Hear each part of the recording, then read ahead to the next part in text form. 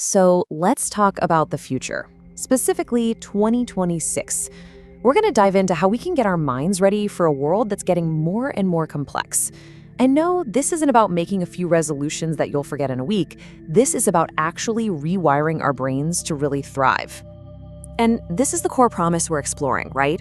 How in the world do you find that quiet, that focus, when literally everything around us is screaming for our attention? Well, turns out it's a skill, and just like any other skill, you can build it with the right habits.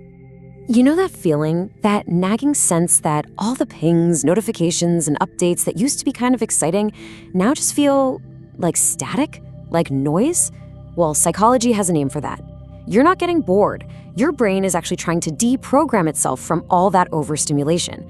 And that feeling, that's the very first step toward getting your focus back. Okay, so let's get into our first habit.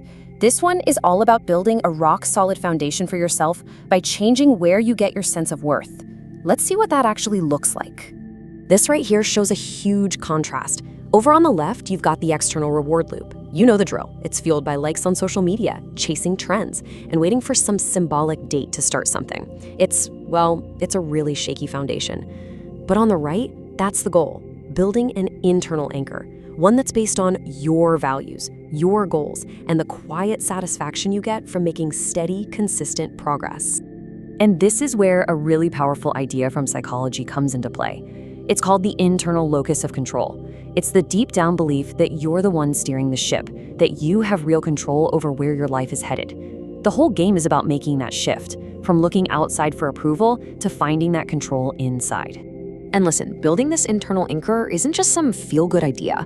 By 2026, it's going to be a key sign of what's called cognitive independence and a truly stable identity. It's really about becoming immune to all the noise because your validation, your worth, it comes from you. All right, let's move on to our second habit, which actually builds right on top of that first one. This is all about what happens in that tiny moment between something happening to you and how you react. It's about becoming a master of the pause. The official term for this is cognitive inhibition. Sounds a little complicated, I know, but it's actually super simple.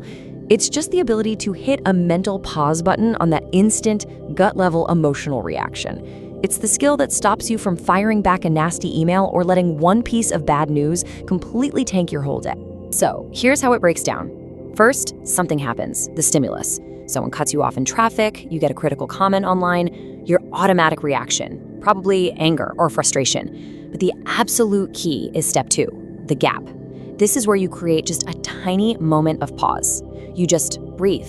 And in that little gap, you find the power to get to step 3, a chosen, thoughtful response instead of just a knee-jerk reaction. So why is this such a big deal? Well, research actually shows this is a hallmark of high-performing people. They use this mental gap to stay calm and make smart moves while everyone else is just emotionally reacting. It's the superpower of finding clarity right in the middle of chaos. And that brings us to our third and final habit for rewiring your brain for 2026. This one's all about how we unplug and, more importantly, why we unplug. It's about protecting our most precious resource, our attention. You know, a lot of the time, we detach from social media because we're just angry or totally burned out.